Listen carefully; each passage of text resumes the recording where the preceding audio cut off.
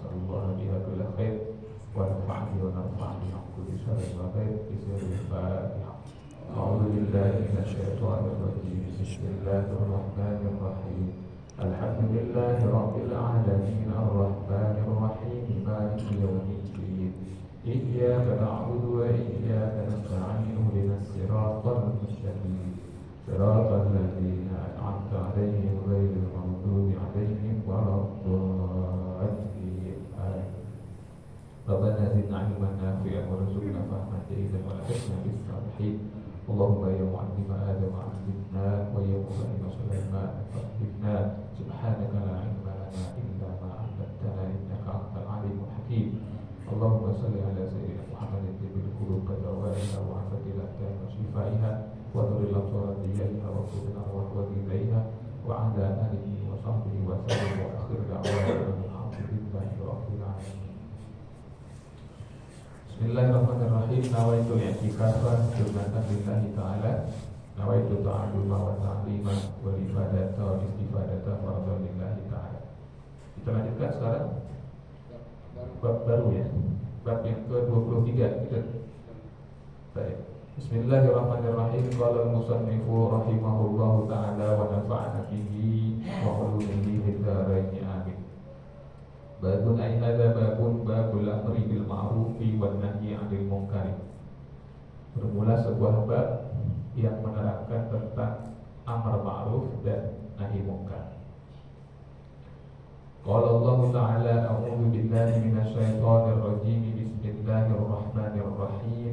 Wa takum minkum ummatun yad'una ilal khairi wa ya'muruna bil ma'rufi wa yanhauna 'anil munkar wa ulaika humul muflihun. Allah Subhanahu wa taala berfirman, wa takum minkum ummah, dan hendaklah ada di antara kamu sekelompok orang yad'una ilal khair, yang mengajak manusia lain ilal khair, pada kebaikan, wa ya'muruna bil ma'ruf, dan memerintahkan orang untuk mengerjakan yang ma'ruf, wa yanhauna 'anil munkar, dan mencegah orang lain dari perbuatan munkar. Wa ulaika humul muflihun, dan mereka itulah orang-orang yang beruntung. Wa qala ta'ala kuntum khayra ummatin ukhrijat lin-nasi ta'muruna bil ma'rufi wa tanhauna 'anil munkar. Dan Allah berfirman yang artinya adalah kalian itu Allah jadikan sebagai umat atau manusia yang terbaik, yang dilahirkan dari sekalian manusia lainnya. Ta'muruna bil ma'ruf, selama kalian masih menyuruh yang ma'ruf, wa tanhauna 'anil munkar, dan kalian masih mencegah dari kemungkaran. Wa qala ta'ala khudil afwa wa'mur bil 'urfi wa a'rid 'anil jahilin. Dan Allah berfirman yang artinya maafkanlah orang dan perintahlah orang kepada yang ma'ruf, dan a'rid 'anil jahilin, berpaliklah dari orang-orang yang jahil. Baik, 3 ayat dulu ya, muqaddimah daripada bab amar ma'ruf dan nahi munkar. Jamaah yang dirahmati Allah Subhanahu wa ta'ala, dalam bab ini Al-Imam An-Nawawi rahimahullahu ta'ala mengambil bab yang sangat berat ya. Bab amar ma'ruf nahi munkar itu bab yang sangat berat, karena sedikit orang yang mampu dan sanggup mengerjakan keduanya. Rata-rata kita ini hanya salah satu. Kalau tidak amar ma'ruf maka nahi munkar. Sedikit yang bisa dua-duanya. Di antara yang bisa mengerjakan keduanya itu adalah para penguasa sebetulnya ya. Karena kewenangan dan kekuasaan yang ada di tangan mereka itu, mereka bisa membuat aturan-aturan untuk menyuruh yang ma'ruf dan aturan-aturan untuk mencegah yang munkar. Jadi sejatinya para penguasa adalah ujung tombak daripada prinsip amar ma'ruf dan nahi munkar. Kalau amar ma'ruf saja kita semua insya Allah rata-rata sudah mampu. Ngajak orang sholat, ya kan? Ajak orang sedekah, ajak orang membersihkan lingkungan, itu kan ma'ruf. Itu mudah. Tetapi mencegah orang mabuk, orang yang suka mabuk kita cegah dari mabuk. Orang yang suka judi kita cegah dari judi. Orang yang suka zina kita cegah dari zina. Itu berat. Bisa berantem itu. Siapa lu ngalang-ngalangin gua, katanya begitu. Ya kan? Iya. Itu begitu. Mengajak orang pada kebaikan lebih mudah bagi kita, ya kan, ketimbang mencegah orang dari kemungkaran. Karena kebanyakan orang yang sudah senang dengan kemungkaran sudah terbentuk hawa nafsunya. Yang kalau itu disenggol, waduh, tantrum, bisa ribut. Nah, makanya ini tidak semua orang bisa mengerjakan. Nah, apa itu yang ma'ruf dan apa itu yang mungkar? Yang ma'ruf dan yang mungkar ini kita bagi-bagi. Ya. Yang pertama, ma'ruf itu yang paling tinggi ya, adalah segala sesuatu yang baik ya, menurut pandangan agama. Itu ma'ruf. Ya, segala sesuatu yang baik menurut pandangan agama. Jadi standar yang paling tinggi adalah standar agama. Habis itu baru standar moral. Ya. Kenapa saya katakan paling tinggi standar agama? Karena standar moral itu bisa bergeser. Atau kalau bahasa lainnya moralitas itu bisa bergeser. Sebab yang namanya moralitas itu difahami sebagai pandangan umum masyarakat pada zaman dan waktu tertentu atau tempat tertentu. Contoh misalnya, kalau saya tidak salah ingat, sampai 30 tahun lalu ya, sampai 30 tahun yang lalu ya, itu di banyak negara yang namanya pernikahan sejenis itu dianggap tidak bermoral. Itu sampai nggak usah jauh-jauh mundurnya, apalagi 60 tahun lalu, 70 tahun lalu. Kalau ada yang gay itu wah langsung pelanggaran berat. Sampai 30 tahun lalu bahkan di banyak negara barat itu pernikahan sejenis itu masih dianggap tidak bermoral. Tapi sekarang terakhir ada tuh negara bagian Amerika terakhir yang akhirnya terpaksa ketok palu mensahkan pernikahan sejenis di wilayah. Maka secara moral sudah diterima pada atau oleh penduduk setempat kan begitu. Makanya moral itu bisa bergeser. Pertimbangan kebaikan yang pertama bukan moralitas. Banyak hal-hal yang sekarang dianggap bermoral dulu dianggap tidak bermoral. Dulu dianggap tidak bermoral. Saya kecilnya karena ibu saya itu berdarah Melayu, jadi kita dibesarkan di tanah Sumatera. Itu di satu daerah ya kan namanya Kemu, ya Kemu itu masuknya kecamatan Pulau Beringin. Di sana itu tradisi Melayu yang sangat kental sekali. Aib bagi orang Melayu itu kalau belum menikah jalan berdua. Kalaupun harus berjalan berdua, maka yang laki di depan, yang perempuan di belakang. Masa itu masih kayak gitu. Saya ingat di sana itu kita nggak punya kakus masyarakat itu. Jadi kalau mandi di kali, itu waktunya itu dibagi. Dari sekian sampai sekian itu khusus perempuan, sekian sampai sekian itu khusus laki-laki. Dan nggak ada tuh, saya sependeknya saya nggak ada tuh yang ngintip-ngintip itu. Ya, laki-laki ngintip itu nggak ada itu. Itu luar biasa. Ya. Sekarang udah lama kita ke sana. Jadi moral itu begitu. Ya. Bisa bergeser seiring waktu. Hantaman dari kemajuan yang dianggap kemajuan paling tidak pengaruh budaya barat atau budaya negara lain itu mempengaruhi sudut pandang. Ya, kan? Kalau tidak kuat-kuat, makanya kata para ulama, ma'ruf itu pertama standar agama. Kalau agama pandang itu baik, maka ma'ruf. Walaupun orang lain pandang itu nggak baik, gitu kan. Nah, seperti misalnya apa? Kita di kondangan, makan minum. Agama mengajarkan makan minum sambil duduk. Ya kan? Tapi orang-orang yang terpapar dengan paham barat menganggap makan kok duduk, berdiri kata mereka gitu. Maka mereka akan mencibir orang-orang Islam yang membiasakan atau mempraktekkan adab makan sambil duduk. Apalagi emang gak ada bangku, maksain banget katanya.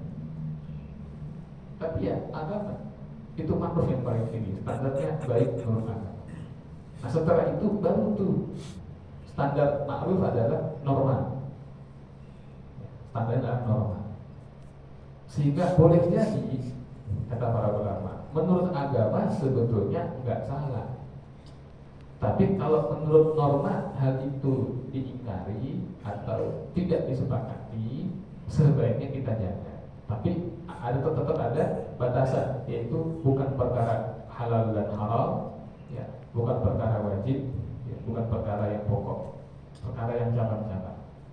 Menurut agama nggak ada masalah, tapi menurut norma ini bermasalah, maka itu tetap diingkari, tidak malu. Contoh misalnya seorang suami mencium pipi istrinya, gitu kan, atau cipika-cipiki misalnya. Sebelum suaminya berangkat kerja, istrinya saling terus cium pipi kiri, cium pipi kanan. Sebetulnya selama itu masih istrinya kan nggak ada dosa, istrinya sendiri, kecuali istri orang, gitu kan. Ini kan istrinya sendiri, nggak ada masalah. Mau cium pipinya, mau cium bibirnya, cium kencingnya, nggak ada soal. Tapi kalau dikerjakan di masyarakat yang menganggap itu tabu, ketika dikerjakan di luar pagar rumahnya, maka cukup saling saja. Kalau mau cipika-cipiki di dalam pagar, gitu kan, jangan lihat sama orang. Karena wah ini nggak pantas kan gitu jadinya. Walaupun secara agama, oh ini isi saya, berapa? Iya, tapi ini tidak pantas dalam norma kami, maka menjadi mungkar perbuatan itu, menjadi tidak maaf. Kadang-kadang begitu. Tapi ini bukan perkara wajib, ya, bukan perkara yang halal haram. Kalau perkara halal haram, wajib dan tidak boleh kalah sama norma. Contoh lain, sholat sunnah qobliyah maghrib, hukumnya adalah sunnah. Yang wajib adalah maghribnya. Ada pun sholat qobliyahnya itu hukumnya sunnah, ba'diyahnya pun juga hukumnya sunnah. Penduduk Baghdad di masa Imam Ahmad itu mengingkari sholat sunnah qobliyah maghrib.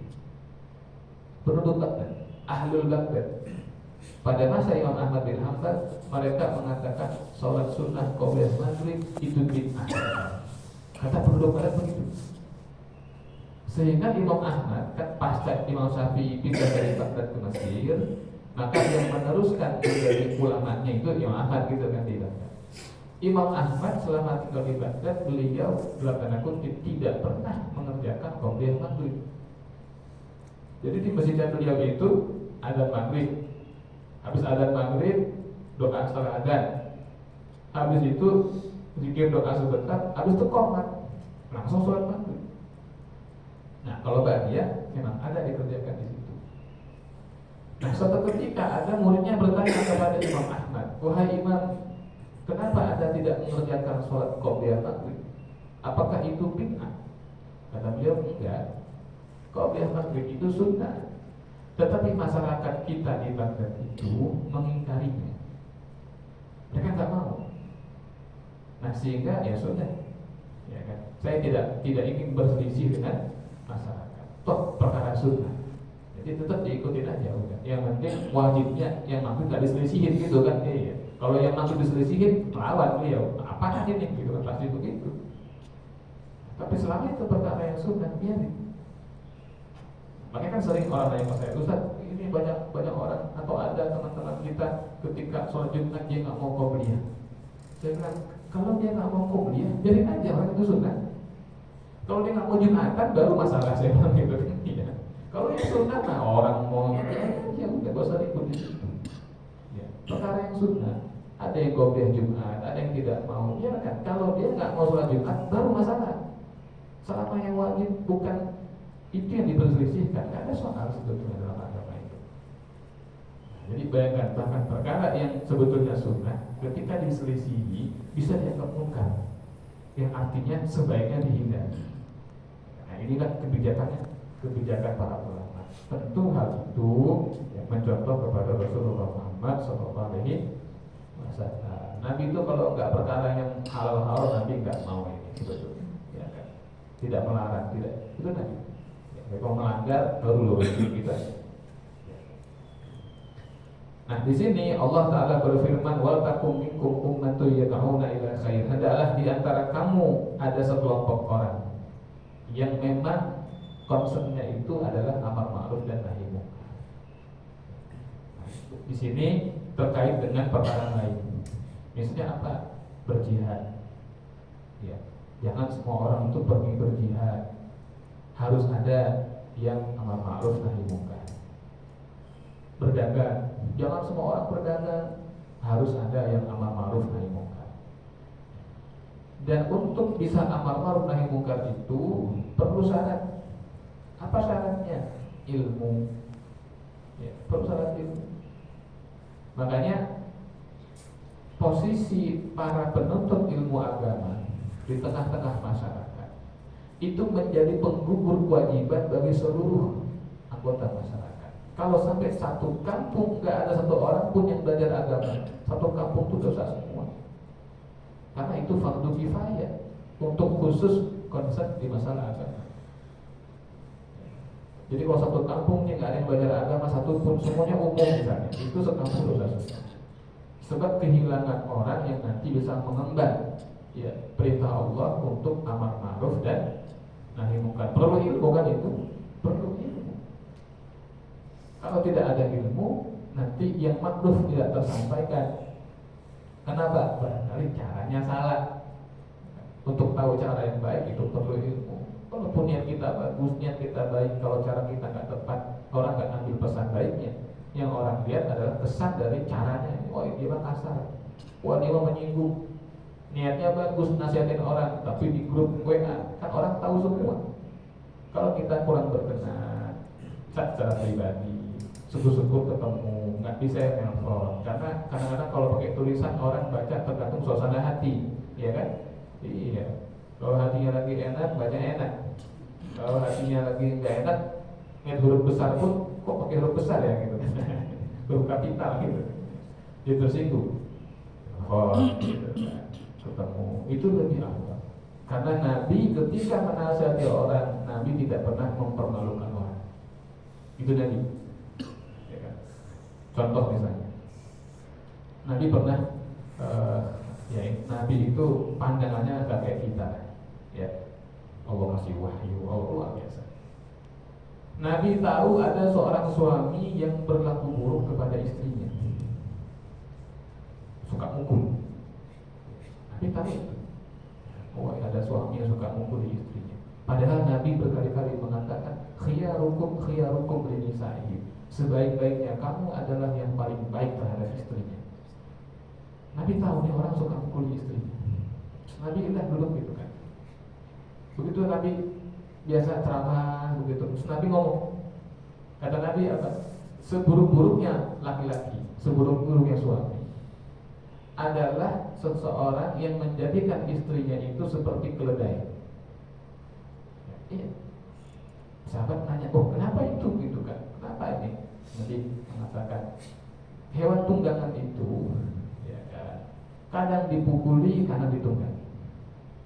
Terkadang bahkan untuk menungganginya harus dipukul-pukul. Nah, Nabi ngomong gitu. Nabi nggak nyebut namanya siapa. Nabi nggak mandang ke satu sudut.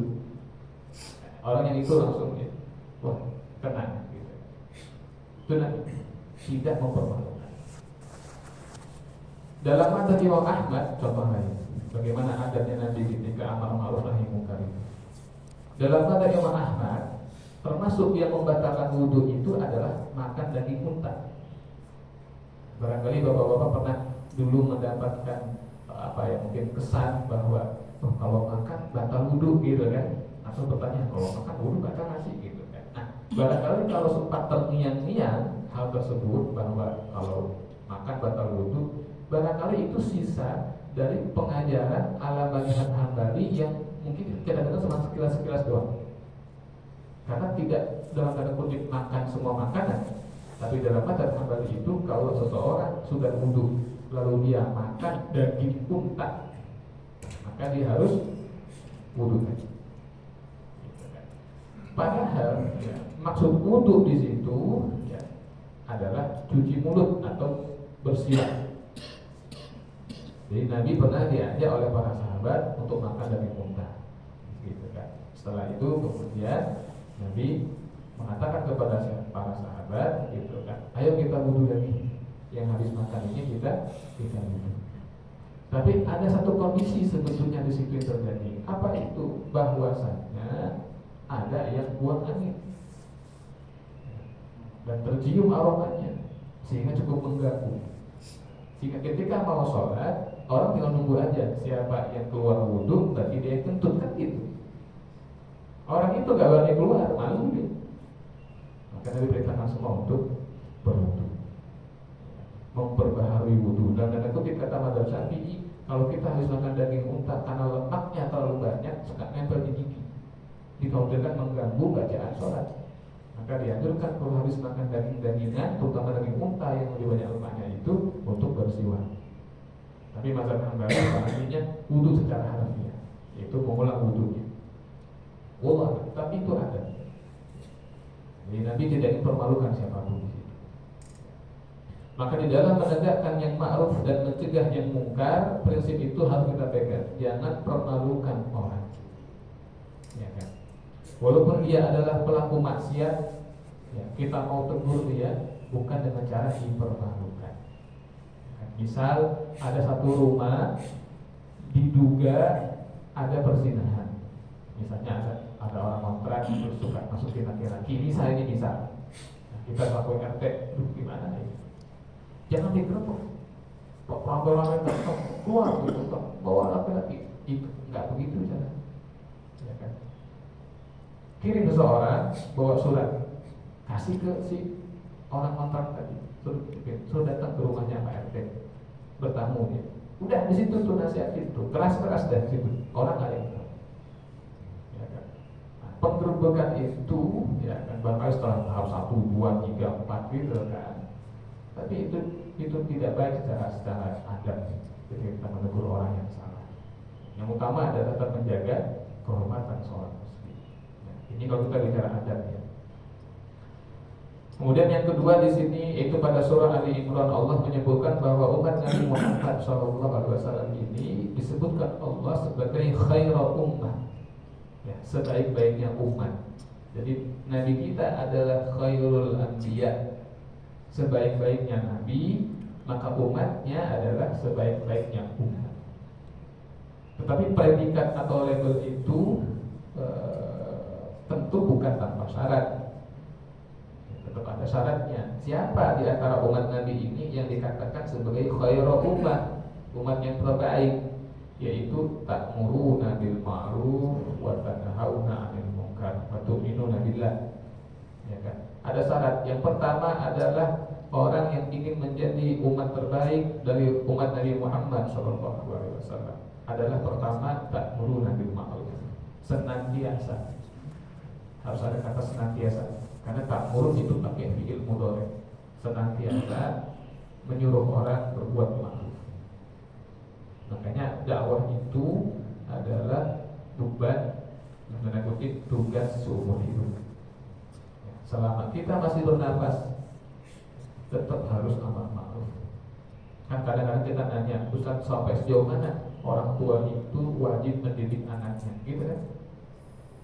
Banyak orang tua yang anaknya udah nikah, bahkan sudah punya anak lagi, jadi kita udah punya cucu, udah lepas gitu.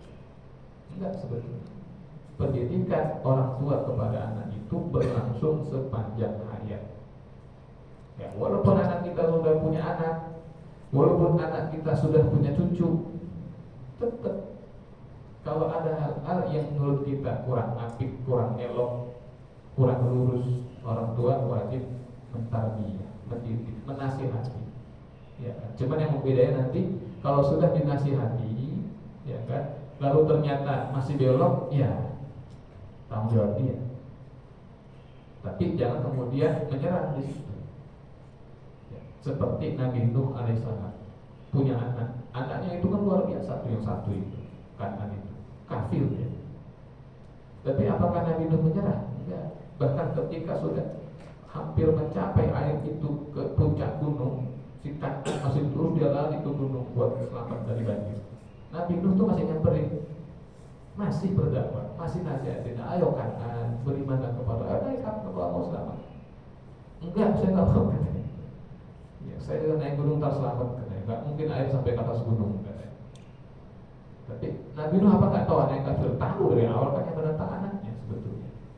Tapi tetap beliau menasihati sampai detik terakhir.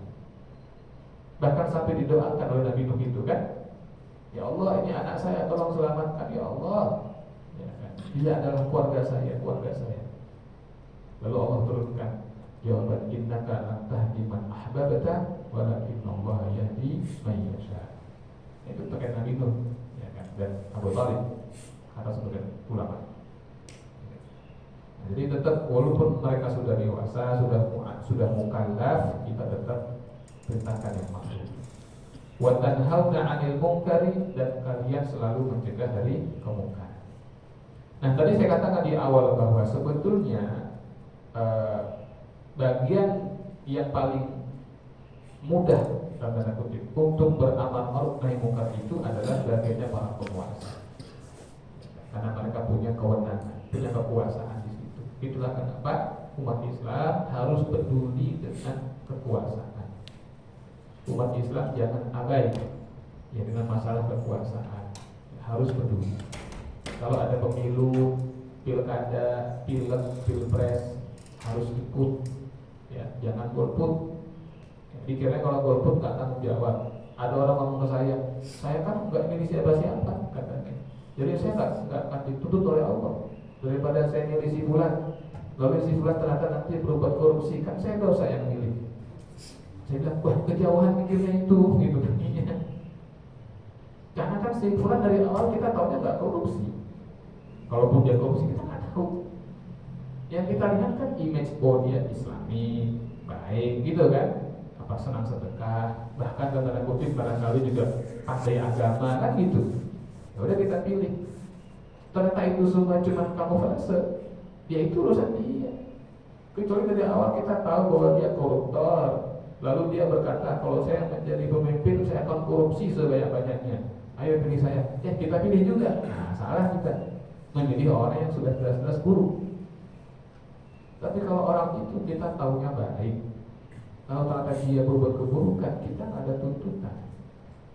Namun dengan tidak memilih sama sekali, yang nggak milih A, nggak milih B, bukan berarti selamat. Karena barangkali akhirnya terpilih adalah orang yang buruk, ya kan?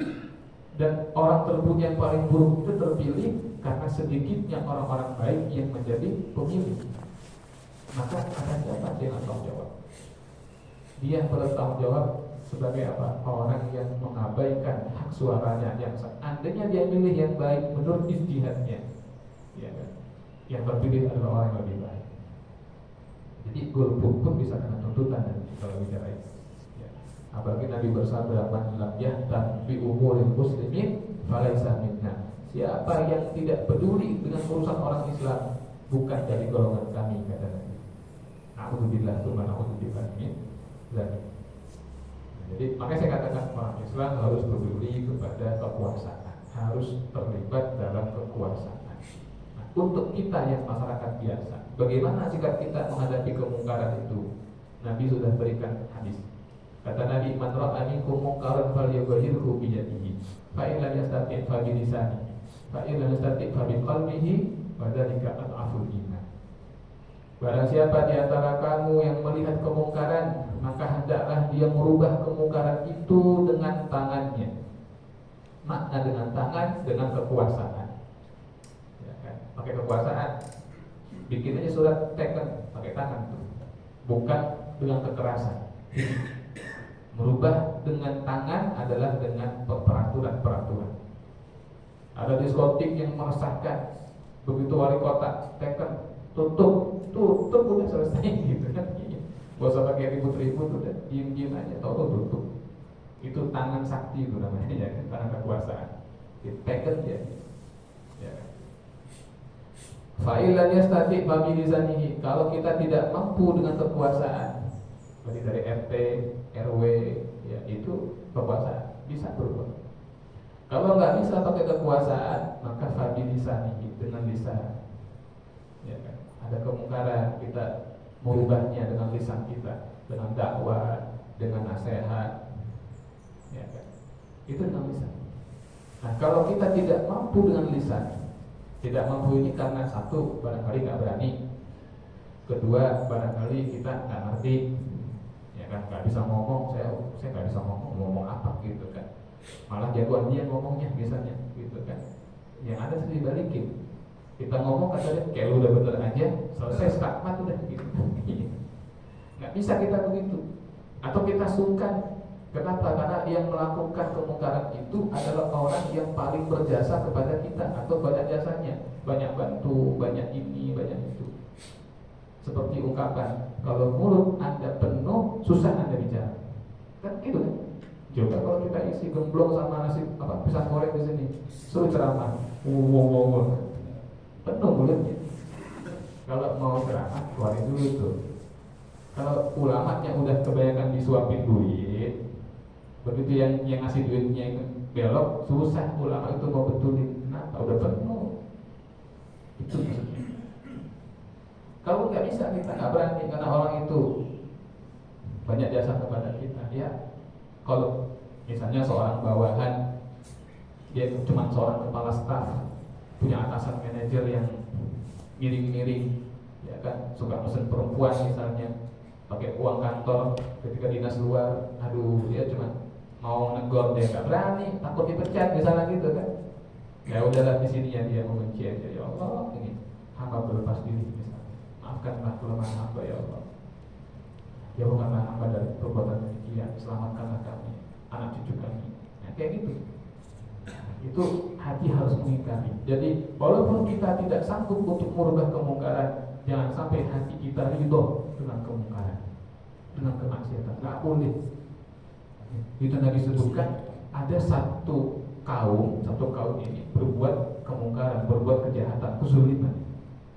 Katakanlah di tempat A. Nah, begitu di hari kiamat, ternyata yang dihisab, yang ditutup oleh Allah tidak hanya kaum A ini yang zalim, tetapi juga kaum B, kaum C, kaum D yang bahkan tidak sezaman dan jauh dari mereka. Itu ditutup dengan kezaliman yang sama. Kenapa? Karena kaum B, C, D dan seterusnya itu ridho dengan kezaliman itu. Sehingga kaidahnya adalah walaupun seseorang tidak hadir di tempat kezaliman, tapi kalau dia ridho dengan kezaliman, dia dituntut dengan kezaliman. Sebaliknya, meskipun orang itu hadir di tempat kezaliman, tapi dia nggak ridho, maka dia akan bebas dari tuntutan kezaliman. Jadi jangan sampai kita berpandangan, tuh kan saya nggak disana, gitu kan, saya nggak tahu-tahuan. Iya, tapi ente ridho sama hal itu, sama. Kenapa ketika Israel menyerang jalur Gaza ketika itu, ya kan, kita sama sekali nggak boleh ridho. Sekali aja kita mengatakan, ya saya rasa wajar Israel, masalah ada itu, ya kan. Kalau berani dia bilang, saya rasa wajar Israel mau membela diri, ya udah langsung menjeblos dia. Dianggap sama itu tahu. Makanya tidak boleh, tidak sama sekali tidak kita ridho sama sekali. Nggak ada. Israel tidak punya hak untuk membela diri karena dari awal eksistensinya itu tidak dibenarkan. Nggak bisa. Karena kalau kita mau pakai logika Israel, berarti yang salah adalah Diponegoro. Karena Pangeran Diponegoro membunuh banyak tentara Belanda, berarti salah Pangeran Diponegoro. Dan Belanda berarti dibenarkan ketika membunuh Pangeran Diponegoro karena Belanda membela diri, kan begitu berarti posisi. Kalau kita menyalahkan Hamas atau orang Palestina ketika mereka menyerang Israel, posisinya mereka terjadi. Maka kata para ulama, jangan sekali-kali meridhoi atau merestui suatu kezaliman. Meskipun kita nggak bisa merubahnya, nggak bisa menentangnya, jangan pernah ridho. Kutuk itu dalam hati kita, harus begitu. Baik, ini 3 ayat yang pertama ya, mukadimah dari bab amar ma'ruf dan nahi munkar. Sampai di sini ada yang mau ditambahkan atau ditanyakan? Monggo, Pak. Terkait yang terakhir tadi, kalau tidak bisa dengan tadi Lisan, bisa dengan hati. Ya. Nah, sekarang mungkin bisa disebut untuk mengingatkan itu nggak enak gitu. Jadi semua dengan hati. Kalau semua dengan hati, sepertinya agak ini juga kan menularkan nanti akhirnya. Contohnya gini, bukan kemungkaran tapi disinformasi Pak Ustaz. Karena umat Islam itu kan kebanyakan senang bangga kalau terjadi sesuatu yang misalnya ada, ini di Los Angeles kebakaran, ini rumah mualaf tidak terbakar, padahal itu hoax. Kemudian ada juga yang terakhir ini, masjid di Hokkaido setelah tsunami tidak tenggelam, padahal itu gambar di Palu itu di Palu waktu 2018 itu. Nah itu gimana kita untuk mengingatkan, karena kalau diingatkan ini di WA itu, kalau nggak kita ingatkan informasi itu kan tersebar kemana-mana, tapi kalau diingatkan kita juga nanti nggak enak. Apa kita cukup dengan hati atau harus apa ini kita tindakan kita? Terima kasih. Baik, pertanyaan baik. Jadi yang pertama memang berhati-hati dengan informasi dalam bentuk apapun ya di zaman kita. Saya kasih prolog sedikit ya sebelum masuk pada jawaban. Jadi contoh masalah perzinahan ya. Pasal perzinahan itu kan dalam agama kita berat sekali. Kalau dia sudah menikah maka harus dirajam, ya kan? Dirajam sampai mati. Tetapi kan harus mampu menghadirkan 4 orang saksi, ya kan? Yang melihat dengan mata kepala sendiri apa yang dilihat ketika pedang masuk ke dalam sarungnya, begitu kira-kira. Kalau cuma yang lihat 2 atau ini udah nggak sah. Dalam pidana Islam itu kan ada hal-hal yang membutuhkan persaksian. Tapi zaman berkembang, saksi-saksi itu bergeser. Sampai kita masuk pada zaman muncul CCTV. Nah, masuk tuh diakomodir oleh mahkamah syariah bahwa kalau ada CCTV, videonya itu pertama suara rekaman. Kalau ada suara rekamannya ternyata diteliti itu adalah benar, bisa dianggap sah sebagai saksi. Lalu masa-masa video CCTV diakui sebagai boleh sebagai bukti, ya kan, untuk persaksian kalau ada CCTV-nya, kayak kasus yang Jessica Wongso itu ingat ya kan, yang kopi cyanida itu kan, nah, pakai CCTV itu pun belum jelas sebetulnya karena tidak terlihat gerakan dia memasukkan sesuatu dalam kopi itu, gitu kan. Gerakan mencurigakan ada, ya, tapi kan tidak terlihat. Kalau bahasa hukumnya semua bukti-bukti mengarahkan ke situ, tetapi justru bukti yang paling konkret nggak ada. Tapi ya akhirnya dia kebukti. Tapi belakangan dengan kemajuan teknologi di mana video, suara itu bisa dimanipulasi, ya kan? Akhirnya mahkamah syariah ya, di Mesir misalnya itu sudah menolak. Apa buktinya bahwa si fulan itu pembunuh? Ini ada videonya, ada di langsung udah ini nggak kuat udah gitu. Ya. Karena sudah sangat-sangat meresahkan video-video sekarang itu. Oleh karena itu terkait pertanyaan Anda, kalau yang berbentuk video saja ya kan, audio atau video itu bisa direkayasa, apalagi cuma gambar dikasih narasi gitu kan, itu kan juga bisa. Ingat kemarin kerusuhan yang menghantam rumahnya Sahroni Eko Patrio, ingat? Ya kan? Terus si Uya ada video-videonya mereka yang sedang joget-joget meledek. Sampai itu video lama. Itu video tahun 2021. Konteksnya bukan lagi ngeledekin orang-orang yang demo masalah tunjangan buat anggota DPR. Memang di video yang beredar itu ada si Uya, terus Eko Patrio pakai joget-joget, terus ada tulisan di situ di video itu, ada narasi 3 juta sehari banyak, kecil bro gitu kan. Banyak kan gua ngartis gitu.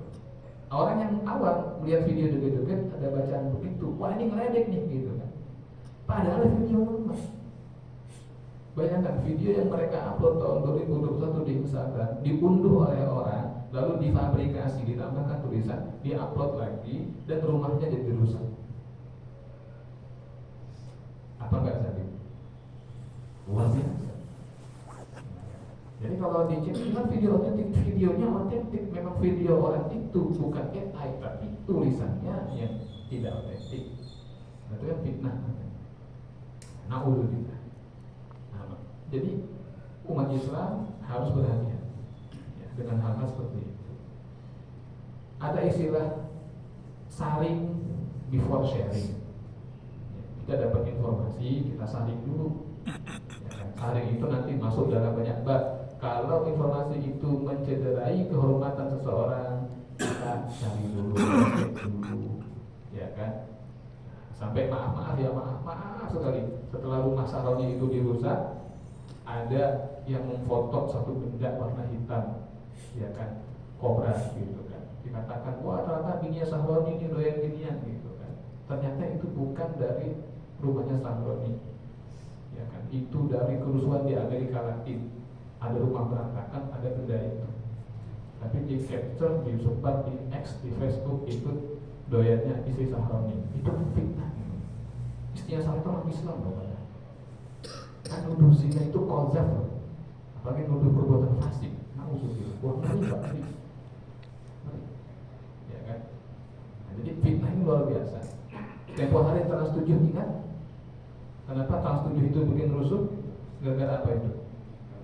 Nah, Lirboyo, ya kan? Ya apa sih masalahnya?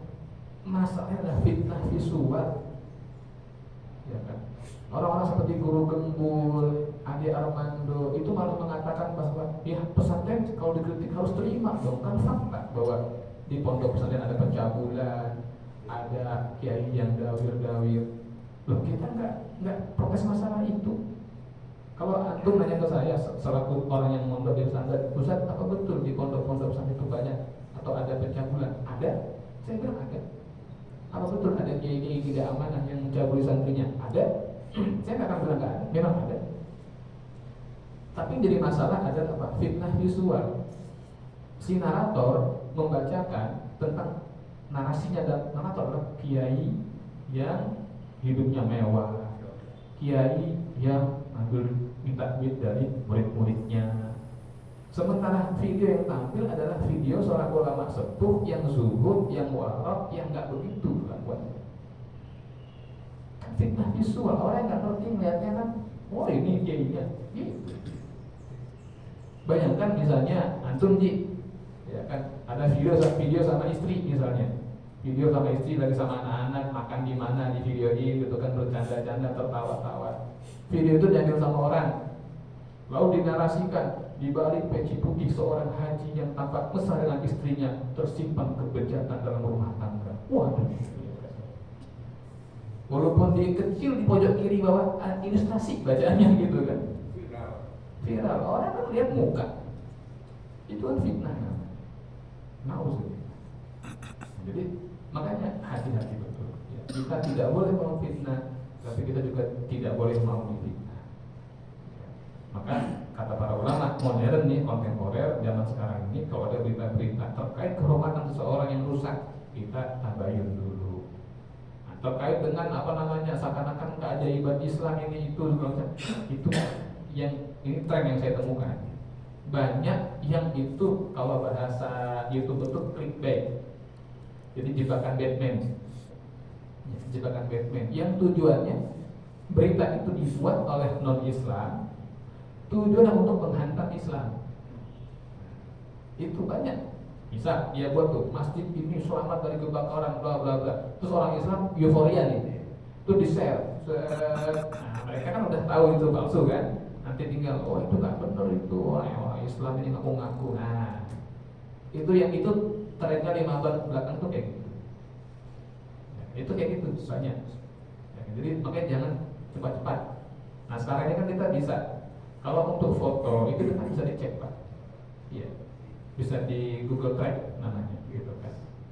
Bahwa kita dari tahu ini foto ini muncul di mana pertama kali, terus apa betul seperti itu. Contoh, ini contoh. Ya sebagai penutup, saya pernah dapat video, ya kan, ada seorang remaja putri, ya mungkin umurnya belasan tahun, itu terkena rabies, ya rabies, nauzubillah, dari di bangsal rumah sakit, terus dia ketakutan gitu kan, kalau rabies sudah sampai ke otak itu gitu kan, takut kena angin, takut minum air. Tapi tulisannya di video itu adalah padahal baru sebulan digigit sama kucing liar, tapi sudah seperti ini ya Allah begitu. Nah saya jadi mikir tuh, betul kan karena digigit kucing. Memang secara teori rabies itu bisa ditularkan oleh semua hewan yang sifatnya mamalia. Ya, gigitan kera, gigitan gorila, simpanse, orangutan, kucing, harimau, anjing, itu bisa membawa rabies secara teori. Tapi prakteknya itu kebanyakan, mungkin 99% kan anjing gitu kan. Saya pengen tahu benar nggak ini gigitan kucing, ya kan? Saya unduh videonya, saya pause, kan berhenti gambarnya, saya screenshot tuh gambarnya doang tanpa tulisan. Terus saya pakai Google Tracking, pengen tahu. Begitu muncul di Google Tracking, muncul video pertama itu munculnya sekitar 6 bulan lalu, dan itu dari Filipina akibat gigitan anjing. Beritanya bukan gigitan kucing.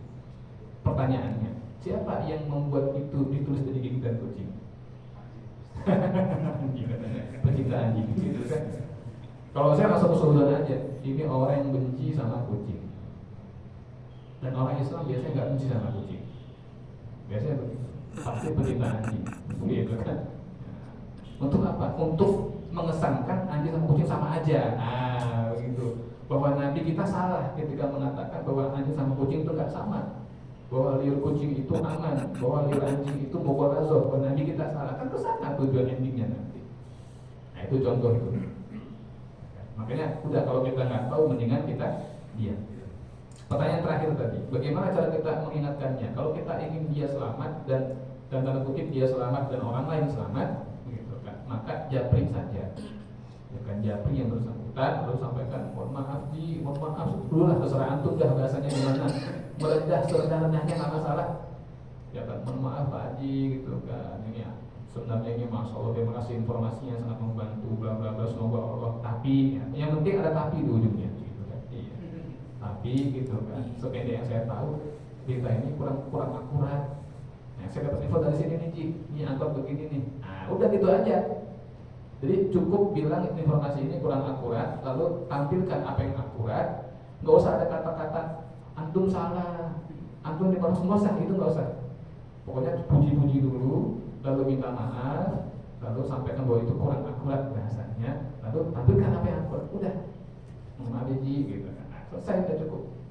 Ya, gak usah ada kata-kata antum salah nih, atau maaf nih saya mau ngelurusin, saya mau perbaiki. Gak usah itu, gak usah disebut kata-kata lurus itu, gak usah. Cukup bilang kurang akurat, lalu ini nggak akurat. Itu, ya. Itu udah saya praktekin Pak, alhamdulillah berhasil.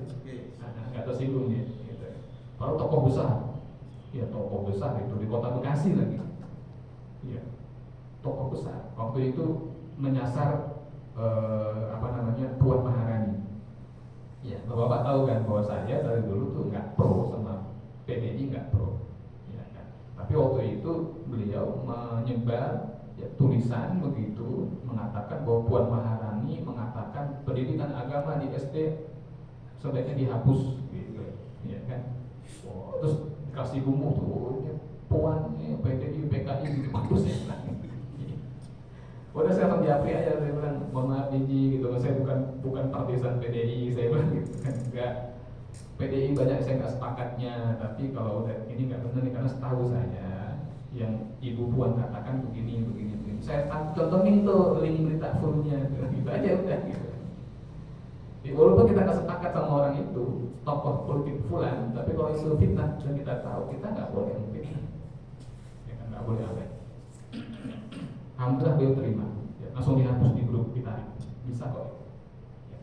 Saya kira itu, ada lagi terakhir barangkali? Wah ada satu dua banyak terakhir. Ya sudah, kalau itu dari kanan ke kiri. Mohon maaf. Ya. Pertanyaan ini dan masuk hati saya tentang ceramah Ustaz di Jumat kemarin tentang masalah zikir.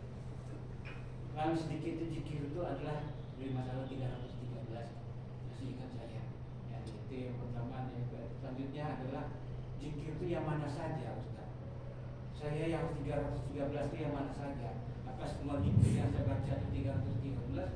Apa saya baca istighfar 313? Baca lanjutnya 313?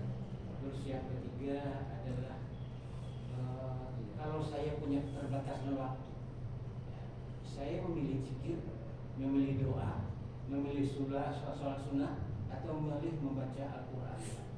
Itu saja kan. Saya soalnya ada berputar-putar di kepala saya. Jadi kan tak makasih. Baik, pusing aja dulu gitu ya. Biar nggak muter-muter nih. Pusing ya. Yang pertama, betul bahwa berzikir disebut sedikit itu adalah 313 kali. Ya kan? Nah, tetapi itu tidak tidak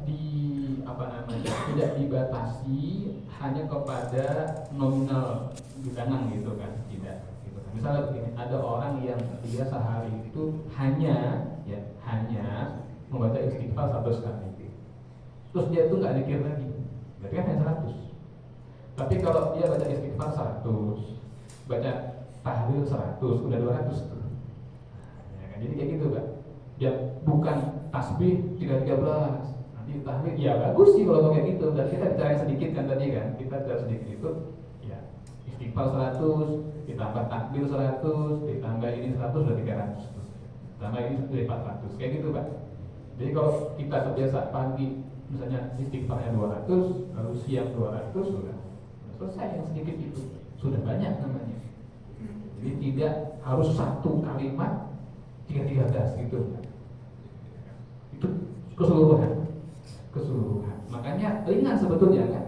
Karena keseluruhan, ringan nggak tuh? Ringan. Bayangkan setelah sholat saja itu 33 dikali 3 itu setelah sholat, ya kan? 100 lah katakanlah habis sholat itu, ya kan? Sholat 5 kali berarti kan? Tapi ada nggak orang yang bahkan nggak kerjakan itu? Nah, banyak. Bahkan yang habis sholat pun dia tinggal gitu loh. Luar biasa.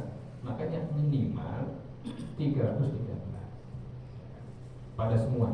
Jadi ini sekali untuk soal yang pertama dan kedua ya. Bagaimana bilangannya dan apa saja yang harus 313 itu semua total nggak apa-apa. Tidak harus per kalimat.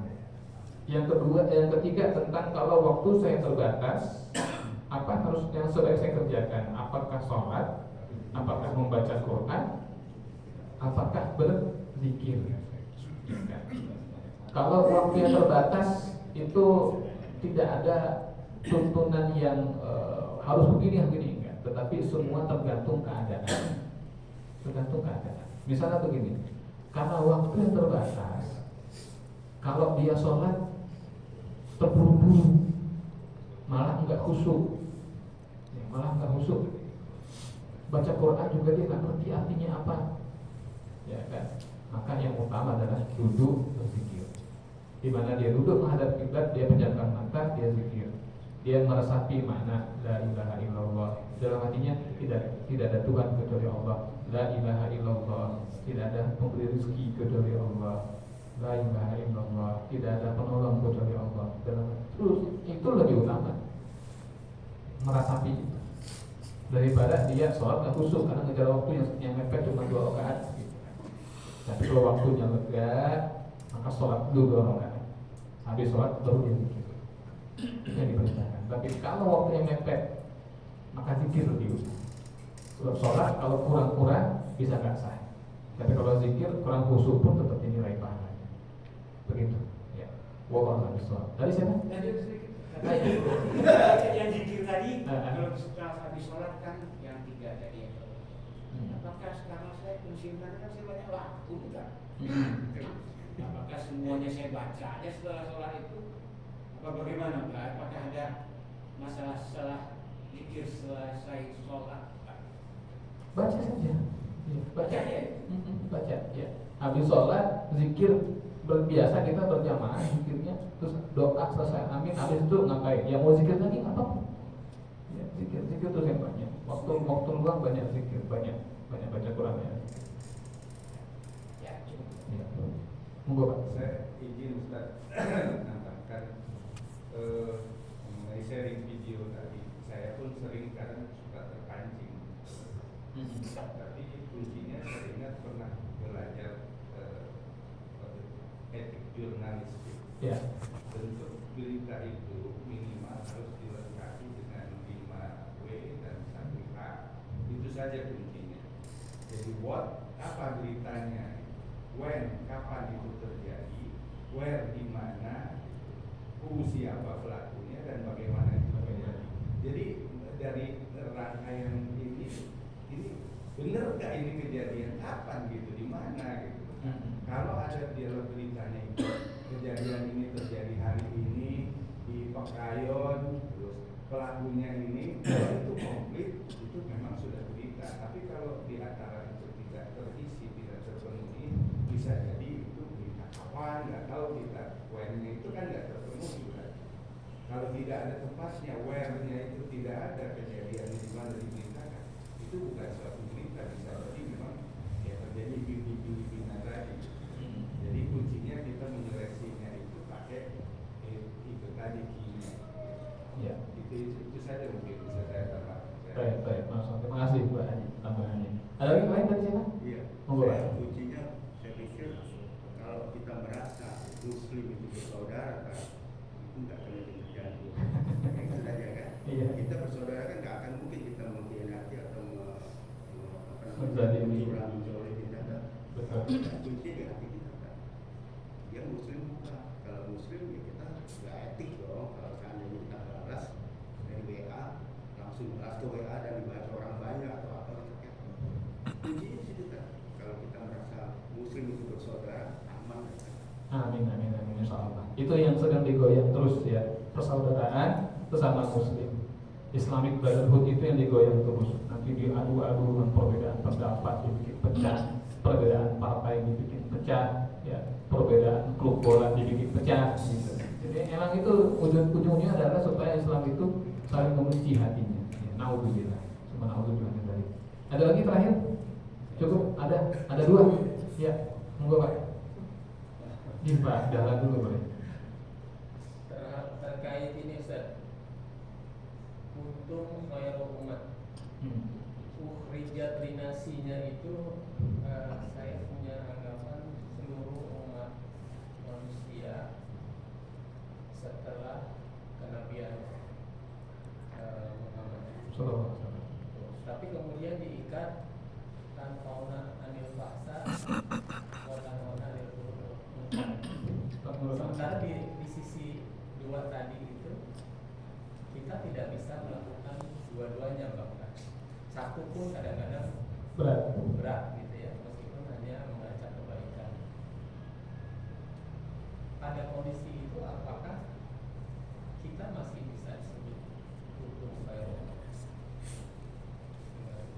Baik, pertanyaan baik. Tadi siapa terakhir Pak? Biar saya gabung, monggo. Iya. Pertanyaan saya Pak, bagaimana solusi terakhir bila kita sudah pakai hati, terus orang itu masih nggak bisa dikendalikan, terus solusinya gimana? Golok.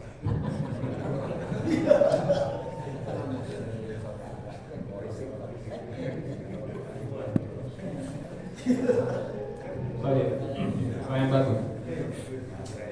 Yang pertama dulu ya, tentang ummatin ukhrijat linnas. Kamu adalah sebaik-baiknya umat yang dikeluarkan bagi manusia. Ya kan? Mungkinkah bahwa maksudnya secara umum memang umat Nabi ini adalah umat yang terbaik dibandingkan umat-umat yang terdahulu? Benar, itu satu. Secara umum umat Nabi kita ini adalah umat yang paling baik atau umat yang lebih unggul dibandingkan umat-umat Nabi sebelumnya karena rahmat Allah kepada kita, wasilah Nabi Muhammad SAW. Itulah kenapa Nabi bahkan menyebut ulama ummati ka anbiya Bani Israil. Ulamanya umatku itu seperti nabi-nabinya Bani Israil. Orang-orang menyangka nabinya banyak, padahal itu bukan nabi, ulama. Karena kemegahannya begitu di padang mahsyar itu seperti nabi-nabi dari kalangan Bani Israil. Jadi secara umum memang umat ini umat yang terbaik dibanding umat yang lain. Yang kedua, umat Nabi adalah umat yang lebih baik dibandingkan seluruh manusia lain, ya kan, yang tidak beriman kepada Nabi SAW. Ya kan? Umat ini adalah umat yang lebih utama. Al-Islamu ya'lu, kamu itu Islam itu lebih tinggi. Wala yu'la alaih, dan tidak ada yang lebih tinggi daripada Islam. Jadi umat Islam itu selalu berada di puncak, melebihi umat-umat yang lain. Dan sejarah membuktikan itu. Bagaimana kaum yang tadinya hanya mengembala kambing di padang pasir, tidak pernah menyentuh lautan kecuali hanya untuk berdagang, tiba-tiba wilayah kekuasaannya menyeberang dari Timur Tengah sampai ke Afrika Utara sampai ke Asia Tenggara. Kan pakai jalur laut berarti. Luar biasa. Jadi Allah jadikan umat Islam itu dengan Islam sebagai umat yang paling baik di atas umat-umat yang tidak Islam. Tapi ada syarat kata Allah gitu kan. Selama apa? Ta'muruna bil ma'ruf wa tanhauna 'anil munkar wa tu'minuna billah. Kamu selalu perintahkan yang ma'ruf, kamu selalu mencegah kemungkaran, kamu selalu meningkatkan iman kamu kepada Allah. Begitu tiga syarat ini hilang, maka posisi sebagai umat Islam yang lebih unggul itu jadi terbalik. Dan fakta sejarah membuktikan itu. Allah letakkan bangsa Arab sebagai bangsa yang lebih unggul daripada bangsa yang lain. Berdirilah Bani Umayyah. Ketika khalifah-khalifah di ujung-ujung masa Umayyah mulai berbuat curang, mulai senang minum khamar, mulai senang main perempuan, Allah padamkan cahaya bangsa orang Arab itu. Allah bangkitkan bangsa Persia. Bangunlah Bani Abbasiyah. Di puncak kejayaan Abbasiyah itu ada Harun ar-Rasyid, seorang khalifah yang sangat bertakwa, alim, hafal Quran, hafal hadis, faqih, ngerti ilmu fikih. Terus di puncak peradaban sampai di ujung-ujung Bani Abbasiyah, bahkan ada yang maaf, ada yang homoseksual. Sudah mungkar tuh, sudah nggak tegak lagi tuh iman amal waris, maka tumbanglah Abbasiyah, dihancurkan oleh bangsa Mongol. Jangan habis. Lalu Allah bangkitkan sedikit tuh Mongolia. Ada Timur Leng Islam, ya kan. Kemudian Birkekan, cucunya Genghis Khan masuk Islam. Begitu di kota-kota Tajikistan, Uzbekistan, ya kan, Turkmenistan, negara-negara yang agak-agak sipit, sama putih-putih campuran antara ras-ras Mongoloid dengan Arab. Di India berdiri kerajaan Mughal India, Mongol India. Begitu bangsa ini sudah mulai meninggalkan konsep tadi, tenggelam lagi. Allah bangkitkan Saljuk, ya kan. Lalu Allah bangkitkan Turki Utsmani, terus begitu. Nah, sekarang ketika umat Islam rata-rata secara umum di dunia ini meninggalkan amar ma'ruf nahi munkar, ya, meninggalkan usaha untuk meningkatkan iman kepada Allah, maka tenggelam di bawah peradaban bangsa-bangsa lain. Ya, untuk mencapai posisi tinggi lagi, kita harus hidupkan konsep itu tuh. Yang ma'ruf harus selalu kita tekankan, yang mungkar kita halangi, kita cegah. Ya, lalu apa? Terus tingkatkan iman kepada Allah. Secara umum bisa dirangkum seperti ini. Ketika umat Islam berpegang teguh kepada kitab sucinya, Allah berikan kemuliaan. Tapi ketika umat Islam mencampakkan kitab suci, maka Allah jatuhkan kehinaan. Begitu kira-kira. Ya. Allah, semoga Allah maafkan kita semuanya. Amin ya Rabbal alamin. Kemudian tadi jika seseorang sudah berusaha menasihati dengan hati, tapi yang bersangkutan ini tetap tidak bisa dikendalikan, ya, kalau perlu malah dia marah-marah gitu kan. Bagaimana sikap kita? Apa ada solusi lain? Ya, kalau solusi saya juga nggak tahu harus gimana lagi gitu kan. Ya udah pakai hati udah gitu kan, ngomong baik-baik udah, ya makan sudah ngobrol udah. Tapi emang dia nggak mau berubah sama sekali, ya udah. Ya, paling kita sama saudara hanya bisa mendoakan. Hanya bisa mendoakan. Tapi mana-mana ada kesempatan tetap menasihati. Ya. Namun siap-siap saja ya, menasihati orang, membangunkan orang yang pura-pura tidur itu lebih sulit daripada membangunkan orang tidur, karena dia pakai hawa nafsu. Ya, kan? Tapi kalau bapak sanggup bersabar karena memandang kekerabatan barangkali atau persaudaraan, tetap ya walaupun air susu di air tuba dan bahasa kasarnya kita baik-baik tapi dia malah nyolot, ya kan. Kalau dia susah kita yang bantu, ya sabar di situ, itu pahala yang besar sekali. Ya, besar, pahala yang besar. Kalaupun terpaksa akhirnya nggak ada komunikasi, manakala kita bertemu pandang atau kita memandang yang bersangkutan, jangan pandang dengan pandangan cibiran, pandangan kebencian, pandangan merendahkan. Orang pelaku maksiat juga. Jangan. Pandanglah dia seperti Nabi memandang umatnya. Bagaimana? Seperti seorang ayah melihat anaknya yang menyimpang. Pandangan kesedihan, pandangan kerinduan, pandangan kesenduan. Bukan pandangan kebencian. Ya, mudah-mudahan pandangan Bapak itu sejalan dengan pandangan Allah. Ya Allah akan rahmat dan Bapak kepada Allah Subhanahu wa taala. Karena kita nggak tahu ujungnya nanti gimana. Ya, siapa tahu nanti husnul khatimah. Ya kan? Kita orang tua nih nggak sanggup kan memandang anak kita dan pandangan kebencian gitu, nggak sanggup.